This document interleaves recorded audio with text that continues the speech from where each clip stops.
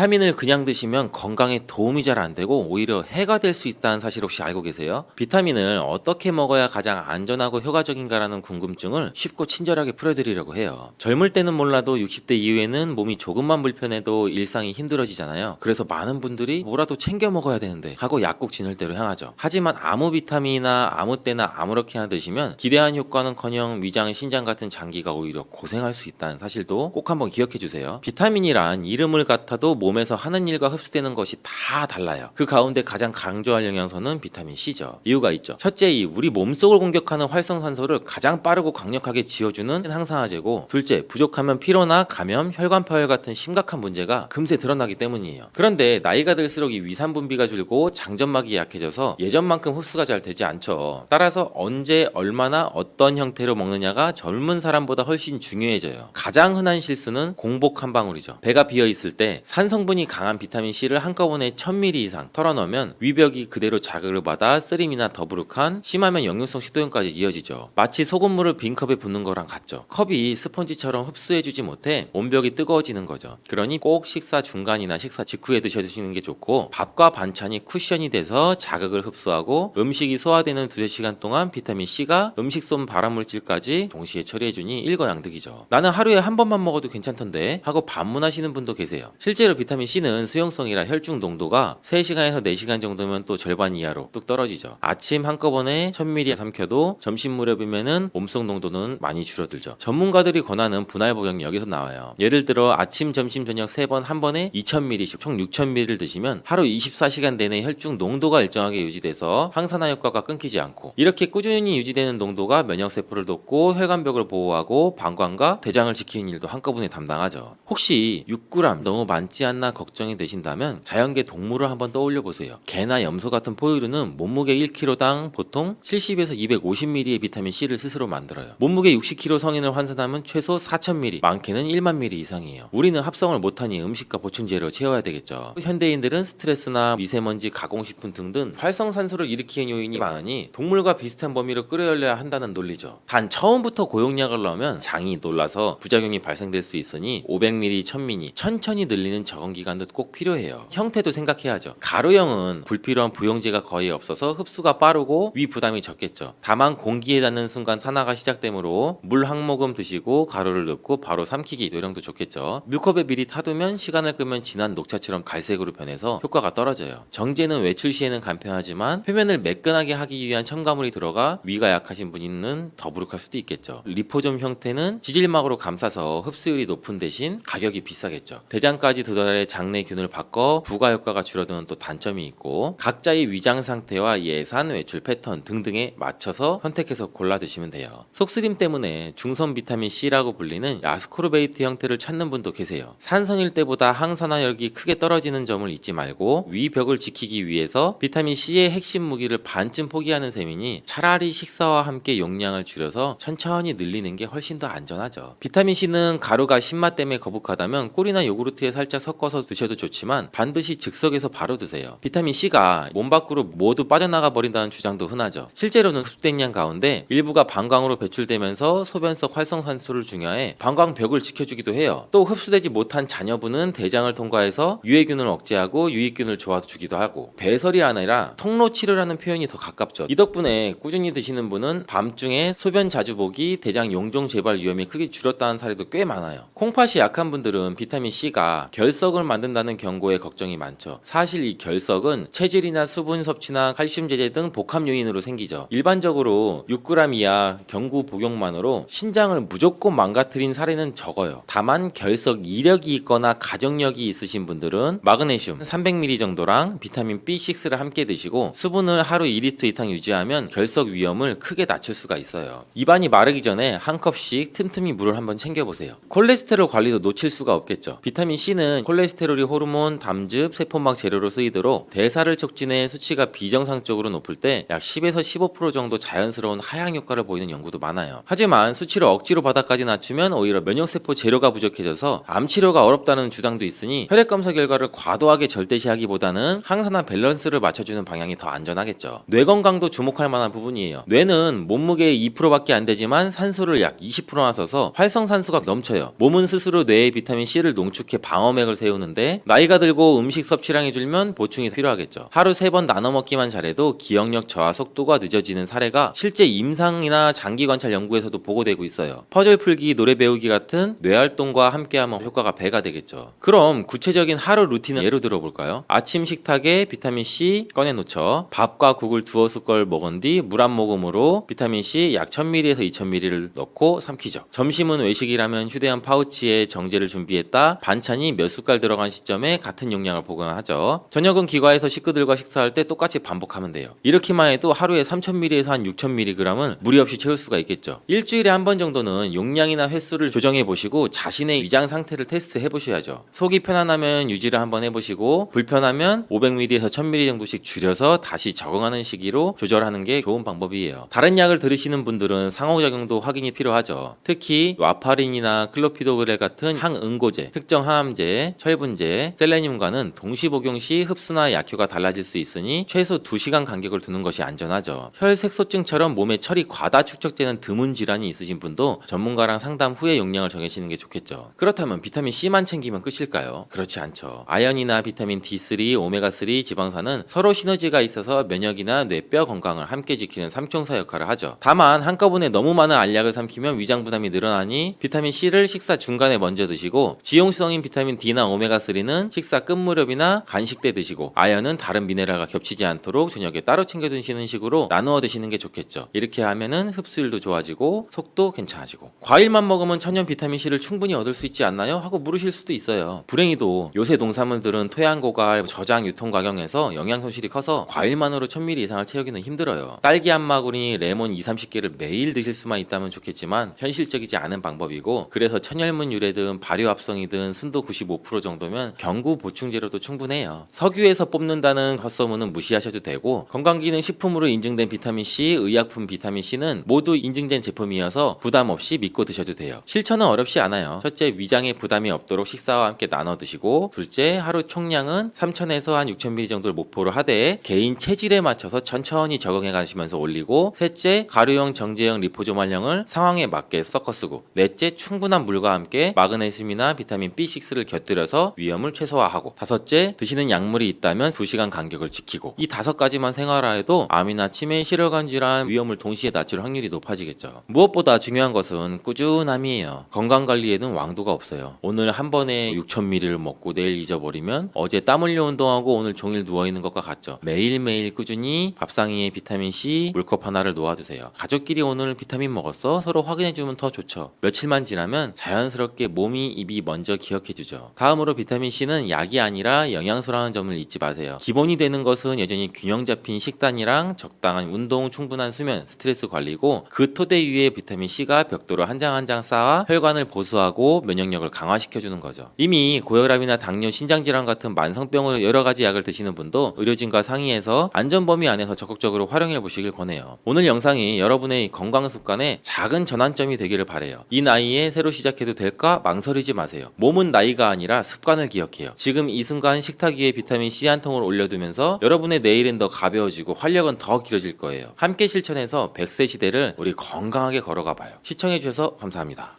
호두와 같은 견과류는 지방이 많아서 산패가 쉽게 일어날 수가 있는데 호두에 포함된 불포화 지방산은 산화가 되기 쉬워요. 산화가 진행되면 지방의 구조가 변형이 되고 산화된 지방은 우리 몸에 염증을 일으키고 혈관에 손상도 줄 수 있는 그런 물질이죠. 이뿐 아니라 또 심혈관 질환까지 유발할 위험도 가지고 있고 호두가 산패되면 아크릴아마이드라고 하는 유해 물질이 생성될 수 있는데 이 물질은 발암 물질이죠. 이렇게 산패된 호두를 장기적으로 섭취할 때는 암에 대한 위험성도 증가시킬 수가 있어요. 그럼 산패돼서 변질이 일어난 호두는 어떻게 알 수 있을까요? 고소한 호두 좋아하시는 분들 굉장히 많으시죠. 호두는 그 자체로도 훌륭한 간식이지만 저는 달달하게 졸여진 호두강정이나 제과점에서 파는 호두과일을 커피랑 먹는 것을 좋아하는데 이렇게 맛도 좋고 건강에 이롭다고 잘 알려진 호두 그냥 막연하게 몸에 좋다고만 알고 있지 않으세요? 호두는 견과류의 일종으로 기원전 7000년 전 고대 인류가 친숙하게 섭취해온 식품이라고 해요. 인류가 이렇게 오래전부터 호두를 섭취해왔다니 아주 옛날부터 인류에게 많은 영양소를 적용해준 식품이에요. 호두에는 단백질이나 비타민이나 미네랄 등 여러 가지 영양소가 풍부하게 들어있는데 이렇게 풍부한 영양소가 함유된 호두 가주는 우리 몸에 이로운 점 바로 알려드릴게요. 첫 번째 호두의 놀라운 효과는 바로 노화 방지예요. 호두에는 폴리페놀과 비타민 E 같은 강력한 항산화 물질이 풍부하게 들어있고, 항산화 물질은 우리 몸의 유해산소를 제거하고 세포 손상을 방지하는 역할을 해주죠. 특히 노화 방지와 관련이 깊은 성분으로 이 피부 건강을 유지하고 노화 과정을 늦추는 데 도움이 될 수가 있겠죠. 또 면역력 향상에도 도움을 주고 감기나 질병에 대한 저항력을 키워주는데, 자유 라디칼은 우리 몸의 세포를 손상시켜서 노화와 관련된 여러 질병을 일으킬 수가 있어요. 호두에 함유된 항산화 물질은 자유 라디칼로부터 세포를 보호해요. 세포의 노화를 늦추는데 중요한 역할을 해준다는 거죠. 또 호두에 풍부한 오메가3 지방산은 피부 건강에도 많은 도움이 되는데, 피부 탄력을 유지하고 피부에 수분을 보충해 주는 데에도 꼭 필요한 성분이죠. 특히 피부가 노화되면서 생길 수 있는 주름과 피부 처짐을 예방하는 데도 매우 도움을 줄 수가 있죠. 두 번째 호두의 놀라운 효능은 바로 뇌 건강 유지예요. 호두의 외형이 뇌를 닮아 예로부터 머리가 좋아져 잘 알려져 있는데, 외형만 닮았다고 뇌에 좋다는 것이 아닌 건 다들 알고 계시죠. 호두에는 오메가3 지방산이 풍부하게 들어있는데, 오메가3는 주로 생선에서 많이 발견되는 성분이잖아요. 호두에도 그만큼 많은 양이 들어있어요. 해외 알츠하이머 저널에서는 호두가 산화 스트레스와 염증을 줄여주므로 알츠하이머 발병과 진행을 늦추거나 위험을 줄여준다는 연구 결과도 발표했는데, 호두에는 이 오메가3 지방산인 알파리놀렌산이 풍부하고, 이 성분은 뇌세포를 보호하고 인지 기능을 향상시키는 데 중요한 역할을 해주고, 뇌 기능을 활성화시켜 치매와 같은 뇌질환을 예방하는 데 도움을 줄 수 있다는 거예요. 뇌 기능이 저하되지 않도록 돕는 호두는 노화로 인한 인지 저하를 늦추는 데도 굉장히 중요하고, 호두에 들어있는 비타민 E 또한 풍부해서 뇌의 노화 방지에도 도움을 줄 수가 있죠. 비타민 E는 강력한 항산화 작용을 통해서 뇌세포를 보호하고 기억력과 인지 기능을 개선하는 데 도움을 주고, 산화 스트레스로부터 뇌를 지켜줘요. 알츠하이머와 같은 치매를 예방하는 데 중요한 역할을 한다는 사실, 뇌 건강을 위해서는 이제부터 호두를 꼭 드시는 게 좋겠죠. 세 번째 호두의 효능은 바로 뼈 건강에 도움을 준다는 거예요. 호두가 뼈에 좋다는 사실 알고 계시나요? 좋은 영양소가 많이 들어있다는 것은 알아도 뼈에 좋다는 건 생소하신 분들이 있으신데, 호두가 뼈 건강에 미치는 좋은 작용들 바로 알려드릴게요. 호두는 칼슘뿐 아니라 다른 중요한 성분들도 함유하고 있어서 뼈를 튼튼하게 만드는데 아주 효과적인 식품이에요. 호두는 칼슘과 마그네슘이 균형 있게 들어있는데, 칼슘은 뼈를 구성하는 중요한 성분이지만 마그네슘 역시 뼈 건강에 필수적인 역할을 하죠. 마그네슘은 칼슘의 흡수를 돕고 뼈의 밀도를 유지하는 데 중요한 역할을 하죠. 이 두 성분이 적절히 균형을 이루면 뼈의 강도를 높이고 골다공증과 같은 질환을 예방할 수가 있는데, 호두에 들어있는 오메가3 지방산은 뼈 건강에 직접적인 영향을 미치는 중요한 성분 중에 하나예요. 연구에 따르면 오메가3 지방산은 뼈의 형성을 촉진하고 뼈의 밀도를 높이는 데도 도움을 줄 수 있다고 해요. 이뿐 아니라 오메가3는 이세염증을 줄여주는 효과도 갖고 있고, 관절염과 같은 염증성 질환에 걸리기 쉬운 사람들에도 굉장히 유익한 영향을 줄 수가 있어요. 호두의 놀라운 효능 네 번째는 바로 암 예방 효과예요. 호두는 항산화 작용과 항염증 작용 덕분에 암 예방 효과에도 효과적이라고 알려져 있는데, 2022년 국제학술지에 실린 연구 자료를 보면 호두나 아마씨에 함유되어 있는 알파리놀렌산을 꾸준히 섭취하면 그렇지 않은 사람들과 비교해 심혈관 질환 위험률이 약 10% 정도 감소되고, 관상동맥 심장질환 위험률은 20%나 줄어들었다고 해요. 그뿐 아니라 호두에는 이 폴리페놀과 엘라그산이 풍부하게 들어있는데, 특히 이 엘라그산은 항암 성분으로 굉장히 유명해요. 엘라그산은 체내에서 엘라그산 대사물질로 변환돼서 암세포의 성장을 억제하는 데 도움을 주고, 폴리페놀은 암세포의 확산을 막아주는 역할을 해주죠. 호두는 이뿐만 아니라 오메가3 지방산을 많이 함유하고 있는데, 오메가3 지방산은 염증을 줄이는 효과가 있죠. 암은 염증성 질환과 관련이 깊은데, 호두가 가진 염증 완화 효과는 암 치료에 있어서 중요한 보조 역할을 해줄 수 있다는 것도 알고 계시나요? 호두에 포함된 비타민 E와 셀레늄 등의 성분은 면역력을 증진시키는 데 도움을 주는데, 암 환자에게는 면역력이 굉장히 중요해요. 호두는 면역 시스템을 강화시켜줘서 우리 몸의 방어막을 형성하는 데 큰 역할을 할 수가 있겠죠. 호두의 효능 정말 놀랍죠. 이렇게 몸에 좋고 맛도 좋은 호두, 이것들과 먹으면 효과가 배가 되는데, 호두와 궁합이 굉장히 좋은 식품들을 바로 알려드릴게요. 첫 번째는 요거트예요. 요즘 들어 그릭 요거트나 프로바이오틱스 같은 단어들 접해보셨잖아요. 요거트에는 단백질, 칼슘, 프로바이오틱스 등의 영양소가 풍부하게 함유되어 있는데, 호두에는 건강한 지방, 단백질, 식이섬유, 비타민, 미네랄 등등이 풍부하죠. 두 가지를 함께 섭취하면 영양소 조합을 통해서 다양한 영양소를 한 번에 섭취할 수 있어요. 요거트에 함유된 프로바이오틱스는 우리 장 내 유익한 세균을 증식시키고 장 건강을 촉진하는 데도 도움을 줄 수가 있겠죠. 또 호두의 지방은 프로바이오틱스의 효능을 더욱 향상시켜 흡수시켜 장 건강에 도움을 주고 오메가3의 지방산과 같은 건강한 지방산을 요거트와 함께 섭취하면 호두의 지방이 소화와 흡수를 도와서 영양소의 흡수를 향상시킬 수 있다는 것도 꼭 잊지 말아주세요. 그리고 영양분뿐만 아니라 호두의 고소와 크리미한 식감과 요거트의 부드럽고 상큼한 맛은 잘 어울려요. 함께 섭취하시면 맛과 식감의 조화를 즐길 수가 있죠. 그러니 이제부터 요거트를 드실 때 호두와 함께 드시는 것도 추천드릴게요. 두 번째 호두와 환상의 궁합의 음식은 바로 바나나예요. 바나나는 호두와 함께 섭취하면 영양소의 균형을 맞출 수 있다는 사실 알고 계신가요? 바나나는 탄수화물과 천연당과 풍부한 식이섬유를 함유하고 있다고 잘 알려져 있는데 뿐만 아니라 바나나의 당은 호두 대비 신체에 더 빠르게 에너지를 공급해준다고 해요. 호두에는 건강한 지방과 단백질이 풍부하게 함유가 되어 있다는 거 이제 잘 알고 계시잖아요. 이 성분들은 신체 에너지를 지속적으로 유지하는 데 도움을 줘요. 그래서 바나나와 호두 이 두 가지를 함께 섭취하면 서로 보완적인 영양소를 한 번에 섭취할 수 있고 영양소의 흡수 또한 더 쉽고 오랫동안 지속이 되도록 도와준다는 거죠. 영양뿐 아니라 호두의 식감과 바나나의 부드럽고 달콤한 맛은 잘 어우러지는데 함께 갈아서 스무디로 한번 섭취해보세요. 달달한 바나나의 맛과 호두의 고소한 향이 의외로 조화로워서 맛과 식감, 영양소까지 한 번에 즐길 수가 있어요. 이렇게 고소하고 맛도 좋고 몸에도 정말 좋은 호두, 그렇다고 해서 너무 과하게 섭취해도 안 좋다는 사실. 호두는 건강에 매우 좋은 식품이지만 모든 식품들이 그러하듯이 호두도 적정량을 섭취해야 되는데 과연 하루에 얼마나 먹어야 되는지, 몸에 좋은 호두를 잘못된 방법으로 섭취하면 몸에 치명적인 독이 될 수 있다는 사실. 호두 섭취 시 주의할 점을 제가 바로 알려드릴게요.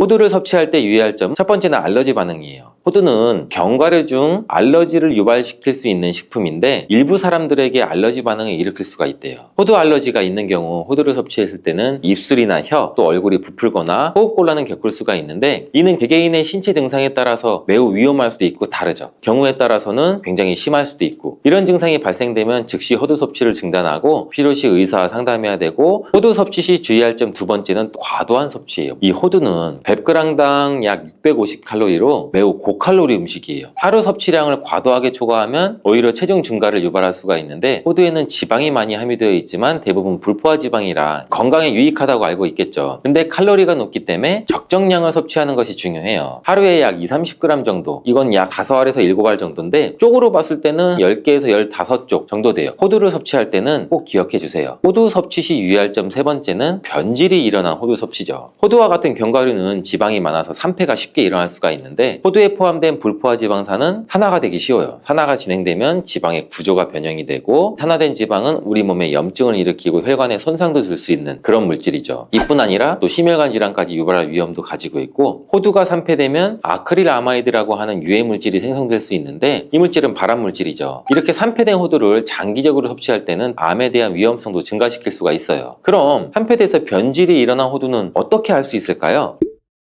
이러한 호두를 구분하는 방법은 먼저 색상을 보는 거예요. 신선한 호두는 갈색이나 황금빛을 띠는데 산패된 호두는 색이 어둡게 변하고 부패한 느낌이 들어요. 또 산패된 호두는 비린내나 신내가 날 수 있고, 신선한 호두는 자연스러운 고소한 향이 나요. 또한 맛도 다른데 신선한 호두는 말 그대로 고소한 맛인 반면 산패된 호두는 씁쓸하거나 오래된 기름향이 나죠. 썩은 것 같이 불쾌한 맛이 날 수가 있겠죠. 신선한 호두를 골랐다면 산패되지 않게 보관 방법도 중요한데, 호두는 잘못 보관하면 쉽게 산패되기 때문에 주의가 필요해요. 호두는 원래의 껍질을 유지하는 것이 좋은데 껍질을 벗기지 않고 보관하면 외부에서의 영향이 미치는 걸 줄일 수가 있어 오랫동안 신선하게 유지가 되는데, 하지만 호두를 먹을 때마다 까야 되는 이 번거로움이 있잖아요. 이미 까진 호두를 많이 구입하시잖아요. 이런 호두는 공기와 빛에 노출되면 산패가 촉진되기 때문에 공기와의 접촉을 최소화해서 밀봉할 수 있는 용기에 담아 보관하거나 진공이나 밀봉팩을 사용하는 것이 좋아요. 호두는 온도와 습도에 민감해서 서늘한 냉장고에 보관하는 것이 가장 좋고, 이미 껍질을 벗긴 호두는 쉽게 산패할 수 있으니 냉장 보관 필수적이라는 거 잊지 마세요. 그래서 혈관에 문제가 생기기 시작하면 여러 가지 질병이 쫙 뻗어 나타나는 거예요. 대표적인 혈관성 질병이 고혈압, 당뇨, 치매 등등이 있잖아요. 이런 중요한 혈관을 건강하게 만들기 위해 반드시 섭취해야 되는 채소가 오늘의 주인공, 바로 양파예요. 이 양파의 첫 번째 효능은 바로 혈관을 깨끗하게 청소해준다는 거예요. 혈관이 부드럽고 탄력이 좋아야 되는데 나이가 들면 들수록 딱딱하고 혈관벽이 두꺼워지고 콜레스테롤 때문에 혈관벽이 좁아지기도 하고 혈전이 생겨서 혈액순환도 안 되고, 이렇게 되면 당연히 고혈압이나 뇌졸중 등 혈관 질환이 나타나게 되겠죠. 이러한 혈관 질환을 예방하는 데 양파가 굉장히 좋은 역할을 하게 돼요. 양파에는 혈관 질환에 도움을 주는 중요한 성분 두 가지가 들어있는데, 양파를 썰면 눈물을 나도록 하는 성분이 알리네이즈라는 성분이에요. 알리네이즈는 휘발성이기 때문에 눈이 메어지는 건데, 이 성분은 항산화 작용이 뛰어나서 활성산소를 제거해서 혈관이 손상되는 것을 막아주겠죠.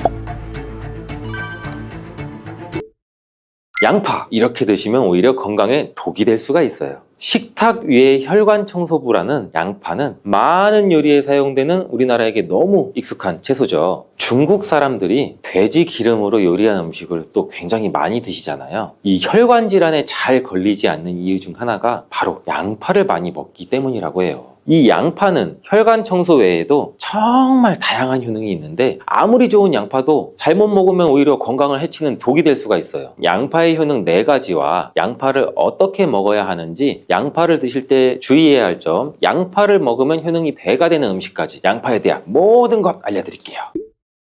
나이가 들면서 가장 신경 써야 할 부분이 저는 혈관 건강이 아닌가 싶어요. 노화가 진행되면서 당연히 우리 세포나 혈관의 노화도 진행이 되는데, 사람 몸의 혈관의 길이가 무려 약 10만 킬로미터, 무려 우리 지구 지름이 약 4만 킬로 정도 된다고 하는데, 지구를 2바퀴나 돌 수 있는 길이에요. 이렇게 긴 혈관이 우리 몸속에 있는데 온몸 구석구석 혈관이 그럼 닿지 않는 데가 없겠죠. 그래서 혈관에 문제가 생기기 시작하면 여러 가지 질병이 쫙 뻗어 나타나는 거예요. 대표적인 혈관성 질병이 고혈압, 당뇨, 치매 등등이 있잖아요. 이런 중요한 혈관을 건강하게 만들기 위해 반드시 섭취해야 되는 채소가 오늘의 주인공, 바로 양파예요. 이 양파의 첫 번째 효능은 바로 혈관을 깨끗하게 청소해준다는 거예요. 혈관이 부드럽고 탄력이 좋아야 되는데, 나이가 들면 들수록 딱딱하고 혈관벽이 두꺼워지고 콜레스테롤 때문에 혈관벽이 좁아지기도 하고 혈전이 생겨서 혈액순환도 안 되고, 이렇게 되면 당연히 고혈압이나 뇌졸중 등 혈관 질환이 나타나게 되겠죠. 이러한 혈관 질환을 예방하는 데 양파가 굉장히 좋은 역할을 하게 돼요. 양파에는 혈관 질환에 도움을 주는 중요한 성분 2가지가 들어있는데, 양파를 썰면 눈물을 나도록 하는 성분이 알리네이즈라는 성분이에요. 알리네이즈는 휘발성이기 때문에 눈이 메어지는 건데, 이 성분은 항산화 작용이 뛰어나서 활성산소를 제거해서 혈관이 손상되는 것을 막아주겠죠. 노화도 방지해주고, 이 혈액이 뭉치는 현상도 억제하고 혈액순환도 원활하게 해주는데 도움을 줘서 혈중 콜레스테롤 수치도 낮춰주는데 도움을 주고, 혈관질환, 고혈압, 동맥경화 같은 이런 질환도 예방하는데 많은 도움을 줄 수 있다고 해요. 이뿐 아니라 혈당 조절에도 도움을 줘서 당뇨를 예방하는 데에도 효과가 있는 것으로 알려져 있어요. 양파에는 또 2021년 1년 동안 2300편의 논문이 나올 정도로 주목받고 있는 성분이 있는데, 바로 퀘르세틴이라는 성분이에요. 퀘르세틴은 그만큼 많은 효능이 있고 계속해서 지금도 효능들이 발견되고 있어요. 양파에는 이 퀘르세틴이 정말 많이 함유가 되고 있는데, 퀘르세틴의 많은 효능 중 가장 큰 효능이 바로 혈관을 깨끗하게 청소해준다는 거예요. 또한 강력한 항산화 물질인데, 활성산소가 많으면 혈관 세포도 손상시키고 노화시킨다고 말씀드렸잖아요. 각종 질병을 일으키는 원인을 제공하기도 하는 활성산소를 제거해줘서 혈관을 건강하게 도와주는 것이에요. 염증도 같이 잡아주고 암도 예방하고 비염에도 도움을 주는 효능도 있다고 많이들 알려져 있죠. 그렇다면 이 퀘르세틴은 양파 전체에 골고루 함유되어 있을까요? 그렇지 않습니다. 양파는 보통 9겹 정도로 이루어져 있는데, 퀘르세틴은 바깥쪽으로 갈수록 함량이 높아져요. 양파의 속살보다는 껍질의 퀘르세틴 함량이 약 30배에서 100배 정도 높게 함유가 되어 있대요. 그래서 이 퀘르세틴을 많이 섭취하려면 양파를 껍질을 드셔야 되는데, 양파 껍질을 먹을 수 있는 방법으로는 차를 우려서 드시는 것을 많이들 권장을 하셔. 시중에 나와 있는 양파 껍질 차를 구매해서 따뜻한 물에 우려서 드신다면 퀘르세틴을 제대로 흡수하지 못해요. 이 양파 껍질에서 퀘르세틴을 용출해서 차로 드시려면 양파 껍질을 1리터 물에 약 20분 정도 센 불로 끓여주시다가 약불로 30분 정도 더 끓여서 드시면 퀘르세틴이 잘 우려난다고 해요. 이렇게 양파 껍질 끓인 물을 따뜻하게 차로 드셔도 되고, 냉장고에 보관하셨다가 시원하게 드셔도 좋아요. 양파의 두 번째 효능은 또 항바이러스 작용이에요. 우리 장염이나 감기 또 바이러스성 대상포진 걸리셨다면 양파를 드시면 도움을 받을 수 있어요. 이런 증상이 있으시면 우리 몸이 바이러스에 감염이 되었다는 건데, 양파에 퀘르세틴이라는 성분이 많이 함유되어 있다고 했잖아요. 바로 이 퀘르세틴의 효능 중 바이러스를 사면시켜주는 효능이 있기 때문에 도움을 받을 수가 있어요. 감기 독감과 같은 이 호흡기 바이러스에 특히 효능이 좋은 것으로 알려져 있는데, 이 효능은 비타민 C와 함께 드시면 또 효과가 극대화되는데, 양파에는 비타민 C도 함유가 되어 있어요. 항바이러스 효과가 굉장히 뛰어나겠죠. 또 양파에는 알리신이라는 성분도 풍부하게 함유가 되어 있는데, 이 성분도 항균 작용이 뛰어나서 퀘르세틴과 함께 몸에 들어오는 바이러스와 균들을 차단해줘서 우리 몸을 건강하게 유지시켜주는데 큰 역할을 할 수가 있죠. 또 양파의 세 번째 효능은 당뇨를 예방하고 혈당을 조절해준다는 것이에요. 당뇨는 췌장에서 인슐린 분비가 제대로 되지 않거나 인슐린의 역할을 제대로 하지 못할 때 발생하게 되잖아요. 높은 혈당이 지속되면 고혈당이라고 하고, 낮은 혈당이 지속되면 저혈당이라고 하죠. 이런 상태가 지속되는 것을 당뇨병이라고 하는데, 이럴 때 혈당을 조절해주는 성분이 바로 인슐린인데, 이 인슐린은 혈당 수치를 적절하게 유지하는 역할을 해줄 뿐 아니라 남는 포도당을 지방으로 저장하는 역할도 해줘요. 또 양파에는 크롬이라는 성분, 미네랄이 풍부한데, 크롬은 천연 인슐린이라는 별명이 있을 정도로 혈당을 조절하는데 탁월한 효능도 가지고 있어요. 혈당 조절 건강기능식품을 보시면 빠지지 않고 크롬이 함유되어 있는 걸 보실 수가 있죠. 또한 포도당 대사의 항상성도 유지를 시켜주고, 혈전이 생기는 것도 방지해주고, 혈액순환도 원활하게 하는데 도움을 줄 수가 있어요.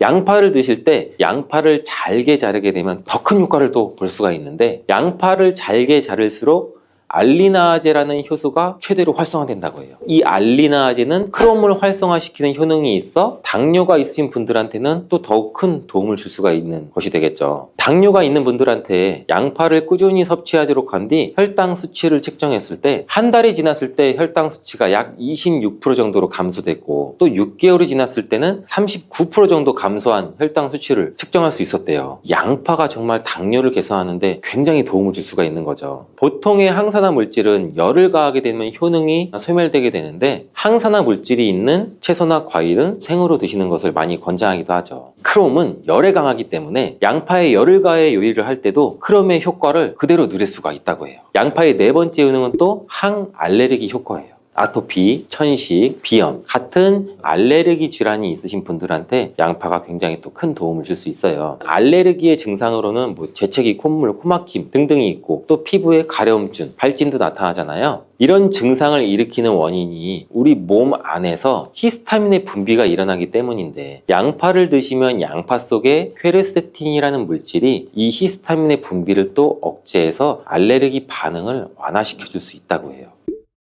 이러한 여러 효능이 있는 양파는 함께 드실 때 효능이 배가 돼서 보약이 되는 잘떡궁합의 식품들이 있는데, 첫 번째 바로 식초예요. 양파를 피클로 만들어 드시면 상큼하니 입안을 개운하게 해주기도 하는데, 고기랑 함께 드실 때 참 좋죠. 한 가지 주의할 점은, 이런 피클을 만들 때 설탕을 너무 많이 넣으면 오히려 건강에 더 해가 되겠죠. 피클의 맛이 약간은 떨어지더라도 건강을 위해서는 설탕은 빼고 만드시는 것을 추천해 드려요. 또한 식초에는 피로를 유발하는 젖산의 분비를 억제하는 효능이 있고, 양파는 피로 회복에 좋은 비타민 B1의 흡수를 촉진하는 효능도 있어 양파와 식초를 함께 드시면 에너지를 충전하고 피로를 회복하는 데 도움을 받을 수가 있죠. 또한 식초는 나쁜 콜레스테롤의 흡수도 억제해서 혈관 건강도 도움을 줘서 우리 몸의 면역력 강화에도 큰 효과가 있습니다. 양파와 함께 드시면 보약이 되는 식품 두 번째는 바로 계란이에요. 이 계란 노른자에는 루테인과 지아잔틴 이 두 가지 중요한 항산화 성분이 풍부하게 함유가 되어 있는데, 이 지아잔틴은 자유라디칼이라는 성분으로부터 우리 눈을 보호하죠. 이 자유라디칼은 환경적인 요인이나 노화나 스트레스 등으로 발생해서 우리 세포를 손상시키는 것을 말해요. 눈에 발생하게 되면 심하면 또 실명까지도 이를 수가 있는데, 계란에는 콜린이라는 성분이 함유가 되어 있는데, 콜린은 대표적인 뇌 건강을 좋게 하는 물질이에요. 아세틸콜린이라고 하는 신경 전달 물질을 만드는데도 콜린이 작용하기도 하는데, 이 아세틸콜린이 부족하게 되면 기억력 저하나 학습 능력의 감소, 더 나아가서 이제 치매도 일으킬 수가 있겠죠. 양파의 퀘르세틴과 알리나제 성분으로 혈관을 깨끗하게 하고 활성산소도 제거해서 혈관 세포를 손상도 막아주는 효과랑 계란의 콜리니 효능이 만나서 뇌혈관을 건강하게 하고 뇌신경을 활발하게 해서 치매 예방에 정말 좋은 음식이 되는 거죠. 양파와 함께 드시면 보약이 되는 식품 세 번째는 마늘입니다. 마늘에는 알싸한 매운맛을 내는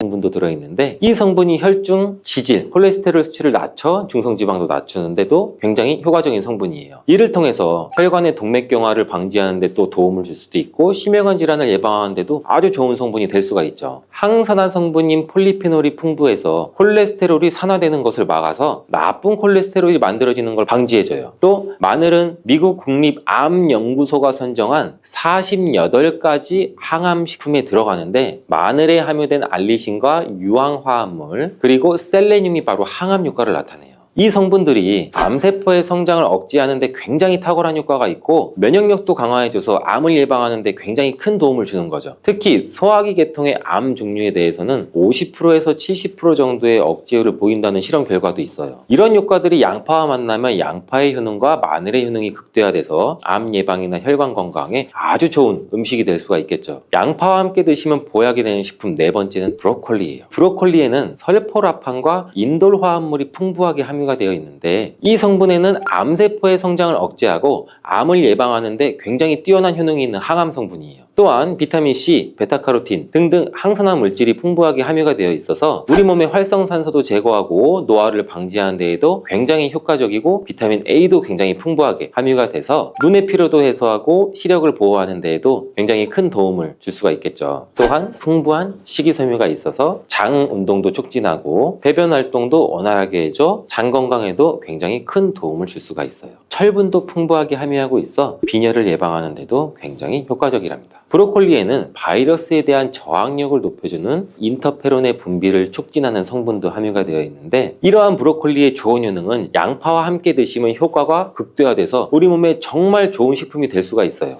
양파와 함께 드시면 보약이 되는 식품 다섯 번째, 오메가3 지방산이 풍부한 들기름이에요. 들기름은 오메가3 지방산이 풍부해서 우리 뇌의 신경을 보호하고 염증도 감소시켜주는 효과가 있어요. 또한 이 알파리놀렌산이 풍부한데 이 성분은 우리 몸에 흡수될 때 이 DHA로 전환이 돼서 기억력을 또 강화시켜줘요. 학습 능력 또한 향상시켜주는 효과도 갖고 있는데 이 오메가3가 풍부한 등푸른 생선을 섭취해도 같은 효능도 누릴 수가 있어요. 양파와 들기름, 꽁치, 고등어와 같은 등푸른 생선을 드셔도 뇌 건강에 많은 도움을 받을 수가 있죠. 이렇게 몸에 좋은 양파도 드실 때 주의하셔야 되는 분들이 있는데 첫 번째는 동맥경화를 치료하는 와파린 나트륨이라는 성분의 항응고제를 드시는 분들이에요. 혈전 형성을 방지하는 약과 혈액을 묽게 하는 양파를 같이 드시면 오히려 출혈의 위험이 있으니 주의해서 드시길 바라고요. 두 번째는 소화불량이 있으면서 가스가 잘 차시는 분들은 또 양파를 많이 드시면 안 돼요. 이 양파가 장 건강에 도움이 된다고 해서 양파를 드셨는데 오히려 가스가 차고 속이 불편하신 분들도 있으신데 이런 분들은 양파를 드실 때 주의해서 조금만 드시길 바래요. 체질적으로 양파와 또 맞지 않는 분들이 있을 수가 있어요. 세 번째로는 간이 약한 분들이에요. 이런 분들은 양파 좋다고 양파를 많이 드시게 되면 오히려 간에 부담이 될 수 있고 간 건강도 해칠 수가 있어요. 네 번째는 양파를 드시면 혀에 배태가 끼고 기미가 올라오는 것이 발견되시면 양파를 드시지 않는 것이 좋아요. 다섯 번째, 정말 중요한 내용인데요. 건강에 좋다고 양파즙 많이 내려 드시는 분들 많죠. 근데 혈당 관리를 해야 되는 당뇨가 있으신 분들과 신장이 안 좋으신 분들은 절대 양파즙을 많이 드시면 안 돼요. 양파즙을 내게 되면 이 농축이 돼서 당도도 같이 올라가요. 그리고 즙 상태로 드시게 되면 흡수도 굉장히 빨라서 혈당이 또 급격하게 올라갈 수가 있고 양파즙에는 칼륨의 함량도 높은데 당뇨 환자뿐 아니라 신장이 안 좋은 분들이 양파를 마시면 칼륨이 신장에 무리를 줘서 건강이 더욱 악화될 수가 있어요. 칼륨이 잘 배출되지 않아서 몸에 쌓이면 심장에까지도 무리를 주게 되고 심하면 돌연사의 원인이 될 수도 있죠. 수용성 식이섬유인 팩틴은 위에서 대장까지 가는 동안 많은 수분을 흡수해서 변을 무르게 만들어주고 장내에 머물러 있는 노폐물과 다양한 유해 물질들을 흡착시켜서 변과 함께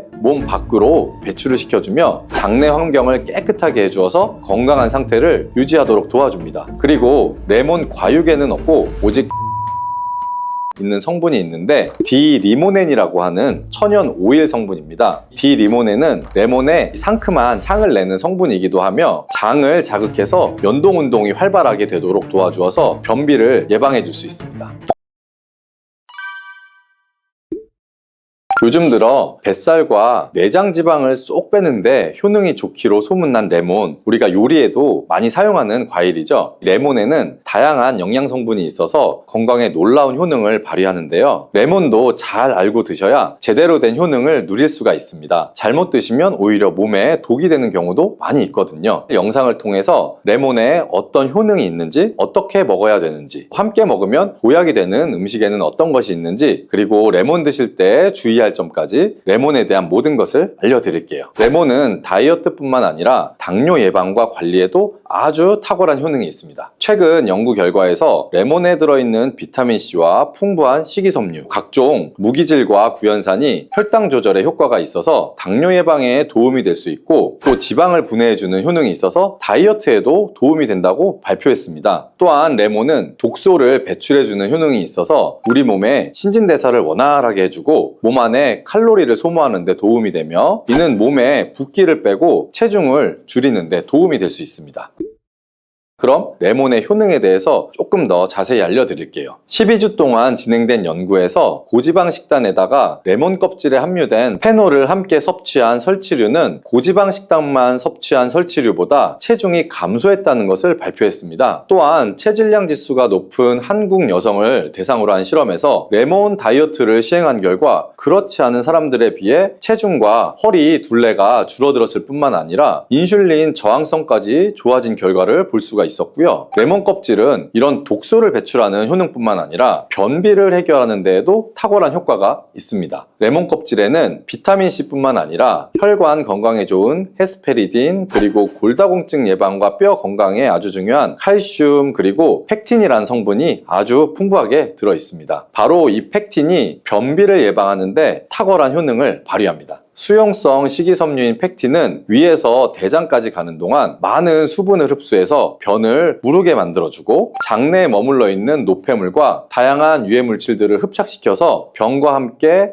몸 밖으로 배출을 시켜주며 장내 환경을 깨끗하게 해주어서 건강한 상태를 유지하도록 도와줍니다. 그리고 레몬 과육에는 없고 오직 레몬 껍질에만 있는 성분이 있는데 디리모넨이라고 하는 천연 오일 성분입니다. 디리모넨은 레몬의 상큼한 향을 내는 성분이기도 하며 장을 자극해서 연동 운동이 활발하게 되도록 도와주어서 변비를 예방해 줄 수 있습니다. 또 레몬에는 구연산이라는 성분이 풍부한데요. 구연산이 체내 지방 분해 요소를 활성화시키는 역할을 해줍니다. 활성화된 지방 분해 요소는 쌓여있는 내장 지방을 태워주어서 허리 둘레를 줄여주는데 많은 도움을 주게 되죠. 아침에 일어나자마자 공복에 레몬 술을 마시면 체내 대사 기능이 활발해져서 몸 안에 에너지 소비도 활성화되게 됩니다. 대한비만학회에서 발표한 연구 결과를 보면 레몬술을 섭취한 그룹이 그렇지 않은 그룹보다 내장 지방이 더 많이 감소했다는 것을 확인할 수가 있었고요. 또한 레몬에 들어있는 성분들은 뇌졸중의 위험을 줄여주는 데도 도움이 될 수가 있습니다. 한 연구에 따르면 감귤류에 함유되어 있는 플라보노이드는 여성의 허혈성 뇌졸중 위험을 낮추는데 도움이 될 수 있다고 발표했습니다. 허혈성 뇌졸중은 가장 흔한 유형의 뇌졸중인데 혈전 때문에 뇌로 가는 혈액의 흐름이 방해가 되면서 발생할 수가 있습니다. 플라보노이드가 함유된 음식을 장기간 섭취하게 되면 이런 심혈관 질환뿐만 아니라 각종 암을 예방하는 데 도움이 될 수가 있다고 하는데요. 레몬에는 이런 플라보노이드와 함께 강력한 항산화 작용을 하는 비타민C가 아주 풍부합니다. 이 항산화 작용으로 세포 손상을 방지하고 암세포를 억제하는 항암 효과를 가지게 되는 것이고요. 또한 레몬은 피부 미용에도 아주 좋은데요. 피부색을 건강하게 해주는 데 탁월한 효능이 있습니다. 비타민C는 콜라겐을 형성하는 데 중요한 역할을 해주고 피부를 환하게 해주며 잡티를 제거해주는 효과가 있기 때문이죠. 그리고 레몬의 또 놀라운 효능 중 하나는 당뇨를 예방하고 개선하는 데 탁월하다는 것입니다. 레몬에는 헤스페리딘이라는 플라보노이드 성분이 들어있는데요. 이 헤스페리딘은 인슐린 감수성을 높이는 데 도움을 주게 됩니다. 인슐린 감수성이 좋아야 혈당 조절이 잘 되게 되는데 당뇨가 발생하면 이 감수성이 떨어지면서 인슐린의 저항성이 생기게 되죠. 헤스페리딘이 인슐린 저항성을 개선하는데 많은 도움을 줄 수가 있습니다. 또한 레몬에는 많은 양의 항산화 물질들이 들어 있습니다. 비타민C 뿐만 아니라 폴리페놀, 플라보노이드 등 다양한 물질들이 혈당으로 인해서 공격받고 상처난 몸의 세포들을 보호를 해주게 되는데요. 장의 베타세포를 보호해주는 것이 아주 중요한 효능입니다. 베타세포는 인슐린을 분비하는 세포인데 당뇨가 생기게 되면 가장 먼저 타격을 받게 됩니다. 레몬을 통해 베타세포를 보호하여 당뇨를 예방할 수 있게 되는 것이죠. 이런 레몬을 복용하는 가장 좋은 방법은 바로 레몬수입니다. 그럼 레몬수 만드는 방법을 바로 알려드릴게요. 깨끗하게 씻은 레몬 1개와 물 1리터를 준비해 주시고요. 레몬의 양 끝부분은 좀 쓴맛이 나기 때문에 잘라주시고 레몬의 씨는 제거하셔도 되고 그냥 두셔도 괜찮습니다. 적당한 크기로 자른 레몬을 80도 정도의 뜨거운 물에 넣어 주시고요. 충분히 우려내 주시면 레몬물이 완성이 됩니다. 물의 온도별로 레몬물의 항산화 능력이 어느 정도 차이가 나는지 실험을 한 결과 80도 이상의 뜨거운 물에서 가장 높은 항산화 효과가 나타났다는 발표를 한 적이 있습니다. 레몬의 제대로 된 효능을 얻기 위해서는 레몬물을 만들 때 꼭 뜨거운 물로 레몬을 우려내 주시기 바랍니다. 레몬물은 실온에서 어느 정도 식힌 후에 미지근해졌을 때 마시면 되고요. 레몬의 산미가 강해서 좀 드시기 힘드신 분들은 물을 충분히 희석해서 적응이 되시면 물의 양을 줄이시면 됩니다.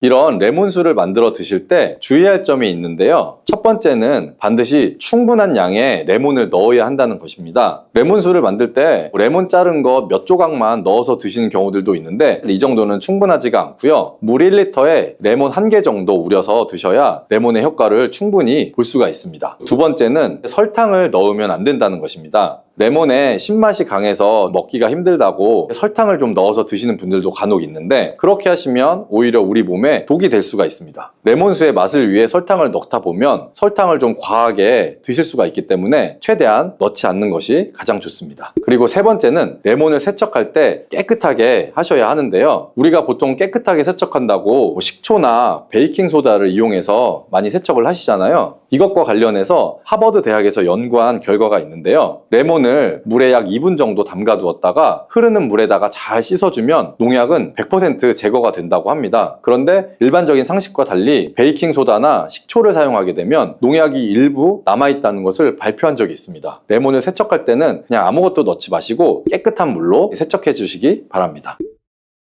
다음으로 레몬과 함께 먹으면 시너지 효과를 내는 음식을 알려드릴게요. 첫 번째는 바로 계피입니다. 레몬과 계피를 함께 사용하여 약으로 쓰기도 하는데요. 레몬과 계피를 함께 먹으면 면역 체계를 강화해 주는데 도움이 됩니다. 계피는 향긋한 향과 매운맛이 특징인데 소화를 도와줄 뿐 아니라 혈당 조절에도 탁월한 효능이 있습니다. 또한 레몬에는 염증을 억제하고 수치를 줄여주는 산화 방지제가 풍부한데 레몬과 계피를 지속적으로 섭취하시면 강력한 항염작용이 나타나서 관절염이나 몸의 염증에도 많은 도움을 받을 수가 있습니다. 또한 레몬과 계피는 다이어트에도 많은 도움을 줄 수 있는데요. 계피는 혈액 속의 인슐린과 탄수화물 수치를 조절해서 복부에 지방이 쌓이지 않도록 도와주기 때문이에요. 그리고 레몬은 고구마와 함께 드셔도 좋은데요. 고구마에는 베타카로틴, 비타민C, 식이섬유 등이 풍부하게 함유되어 있어서 염증을 감소시키고 안구 세포를 보호하는 효과가 있습니다. 항산화제인 베타카로틴이 매우 풍부해서 안구 건조증의 위험을 줄이고 눈 건강에 많은 도움을 줄 수가 있고요. 레몬도 이 비타민C와 다양한 항산화 물질을 함유하고 있어서 함께 섭취하면 항산화 효과를 더욱 높일 수가 있겠습니다.